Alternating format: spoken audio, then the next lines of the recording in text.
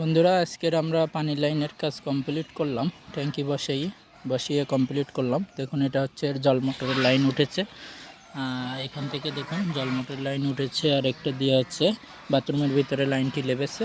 আর এখান থেকে ওই সাইড দিয়ে ঘুরে ওই পাশে একটা বাথরুম আছে, ওখানে কিন্তু বল দিয়ে ওখানে একটা বাথরুমের ভিতরে লাইনটি লাগাইছি। আর এখানে দেখুন, এই যে দুইটা পাইপ দেখতেছেন, যে এখানে দুইটা পাইপ দেখছেন, একটা 1.5 ইঞ্চি একটা 1 ইঞ্চি। 1 ইঞ্চি পাইপ দিয়ে ট্যাঙ্কিতে পানি উঠতেছে, আর একটা 1.5 ইঞ্চি পাইপ দিয়ে ট্যাঙ্কি থেকে পানিটা নামতেছে। এই হচ্ছে কাজ। আর এখানে একটা ট্যাপের লাইন করা হয়েছে, দেখুন খুব সুন্দর করে। আর এটা রান্নাঘরের ভিতরে একটা মোটরের লাইন গেছে, আর এখানে একটা ট্যাঙ্কির লাইন রান্নাঘরে গেছে। ঠিক আছে, ওখানে সিঙ্ক আছে, একটা বেসিং আছে। এখানে দেখুন পানির প্রেশার, খুব সুন্দর পানি বের হচ্ছে দেখুন। তো ওই গুঁড়াগুলো জাম দিয়ে দিতে হবে, আর এখানেও জাম দিতে হবে। তো এগুলো সব কাজগুলো কমপ্লিট করে দেবো আমরা। তো বন্ধুরা, কাজগুলো কীরকম হচ্ছে অবশ্যই কমেন্টে জানাবে।